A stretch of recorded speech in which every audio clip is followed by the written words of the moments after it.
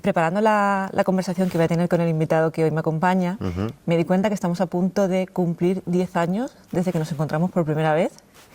Por aquel entonces presentabas Cyrano, hablábamos por teléfono para en el patio de butacas y me hace mucha ilusión porque hoy nos encontramos aquí en tu tierra, en un teatro en Rambleta que para mí es casa, que además vas a presentar una obra muy especial para ti el próximo día 8. Así que bienvenido a Alex Gadea y gracias por volver. Muchas gracias. ¿Cómo estás?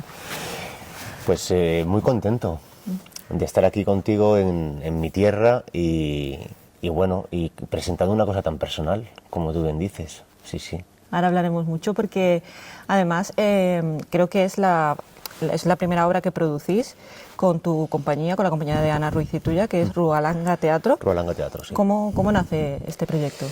Bueno, pues Ana y yo, esta va a ser la cuarta función que hacemos juntos. Empezamos en Cyrano, precisamente. Luego, por circunstancias, surgió la posibilidad de hacer juntos Ortega. La gente muchas veces nos pregunta, ¿pero cómo es posible que coincidas tanto siendo pareja y hasta ahora que hemos provocado el encuentro con una producción propia? En aquellos momentos fue bastante circunstancial todo, es decir, yo no conocía a Ana cuando surge la posibilidad de Cyrano. Ella tenía la compañía con José Luis Gil,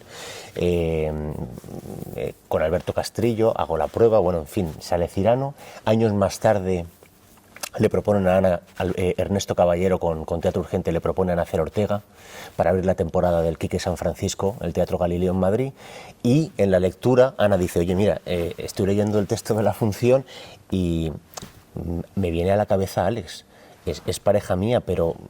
Y me dicen, pregunta, bueno, surgió, pregúntale si está disponible. Repetimos por segunda vez. En la tercera, en La Regenta, estaba yo dentro del cast y hubo un problema y llamaron a Ana cuando había otra persona y llamaron a Ana y se incorporó. Y en esta cuarta dijimos, oye, es el momento. ¿Por qué no hacemos compañía? ¿Y por qué no contamos un poco lo que nos apetece contar? Y así fue. Además viene en un momento muy concreto, con 40 años, un texto propio, y creo que era el momento. A veces las cosas suceden en los momentos adecuados y creo que generar esta compañía pues viene en el momento en que tenía que venir.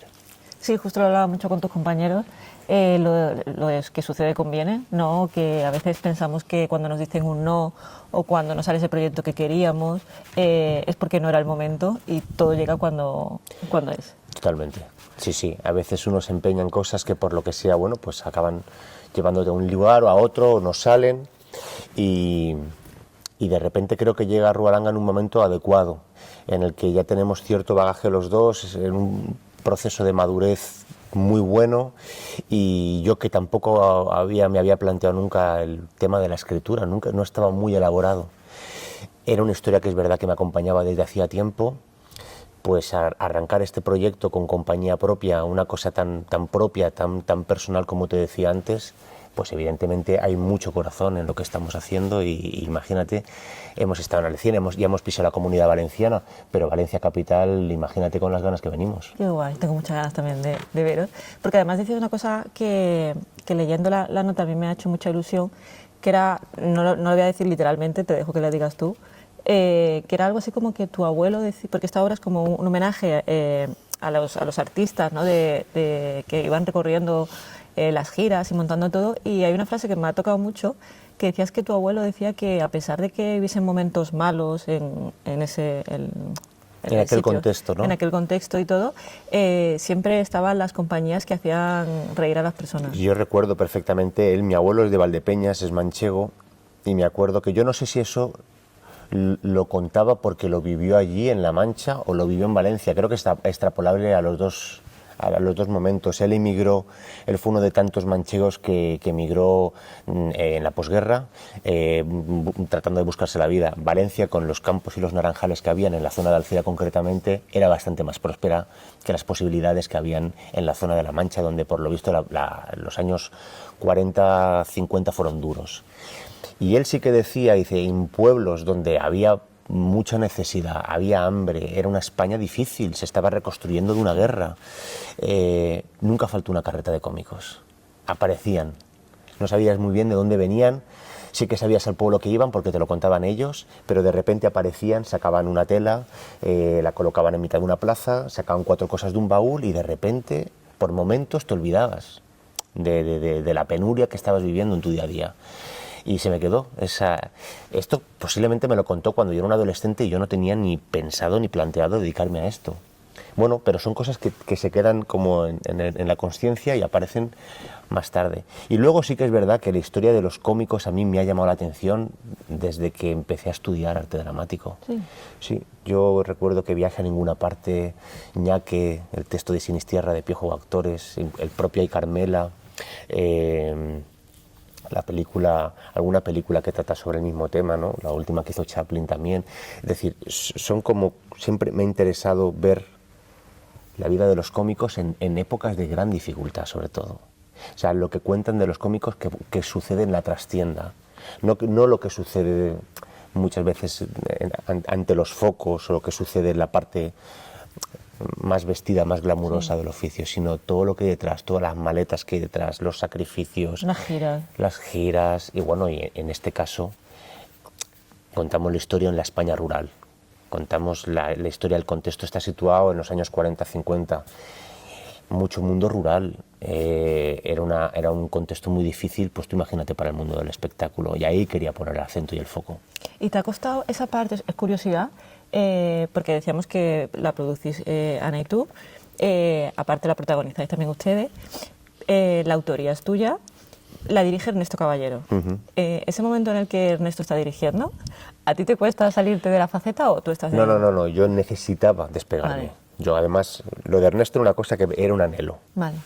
Yo tenía claro que Ernesto quería que fuera el director, porque tenía referencias suyas de otros espectáculos que yo había visto y que me había encantado lo que había hecho. Siempre digo que vi una función suya en El Español que era Esta noche se improvisa la comida de Pirandello, en la que precisamente estaba Ana en el reparto, y cuando la vi fue una función preciosa, una especie de metáfora, fábula sobre aquella Italia, y cuando vi esa función yo estaba con el proceso del texto. Ah, ¿sí? Y al verla de repente dije, pero si de alguna forma el imaginario o lo que yo veo en el texto que estoy elaborando, hay muchas cosas que están aquí.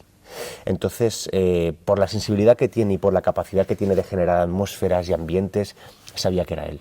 Y cuando hablé con él le dije, Ernesto, que el texto sea una guía, pero que sea una guía.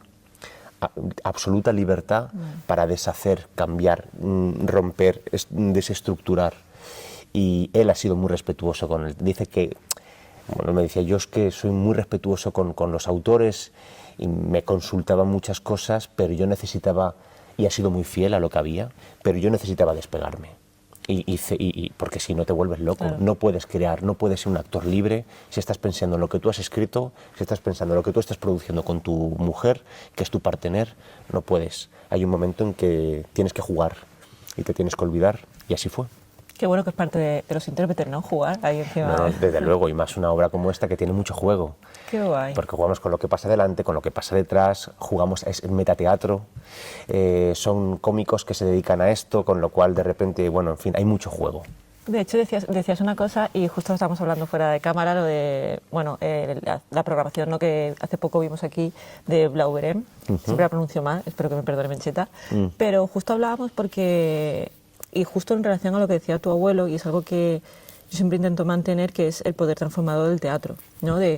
Al final nos hemos acostumbrado a estar con el móvil, con una pantalla, y tú a lo mejor ya es que ni ves los stories de la gente, no ves las cosas, sino que vas pasando. Total. Y sin embargo te sientas en una butaca, Sí. y a lo mejor lo que tú has estado viendo en redes o tal y has pasado, cuando te sientas aquí es cuando el estómago se te hace un nudo, o cuando te pones a llorar, que es lo que me pasó a mí, que cada vez que me siento me pongo a llorar. y es lo que me refería a tu texto con el momento de pase lo que pase, pues eso, hablábamos de aquellos tiempos, seguimos ahora, que al final el lugar en el que muchas personas encontramos la paz es en un patio de butacas o encima de un escenario, y que al final el teatro siempre prevalece, por más... bueno, tú eres productor, no me quiero imaginar lo que conlleva levantar esto. Desde hace 3 días soy productor, ¿eh? Sí, el teatro es realidad. Es que el teatro nos conecta un poco con... Antes de los móviles ya estaba, y hace 100 años ya estaba, y es un poco volver al origen. Y hay cosas que cuando prevalecen es porque porque forman parte de nuestra identidad, y la comunicación que se establece ahí arriba con lo que sucede aquí es oro, es patrimonio nuestro, y me alegra que, a pesar de todas las invasiones externas que van apareciendo, muchas son muy positivas, no trato de juzgar eso ahora, pero que me alegra que no rompa el hilo que hay con un directo y con un acto teatral, un acto cultural, con un acto de un concierto, con un acto de tal. Bueno, ¿qué te voy a contar? El teatro para mí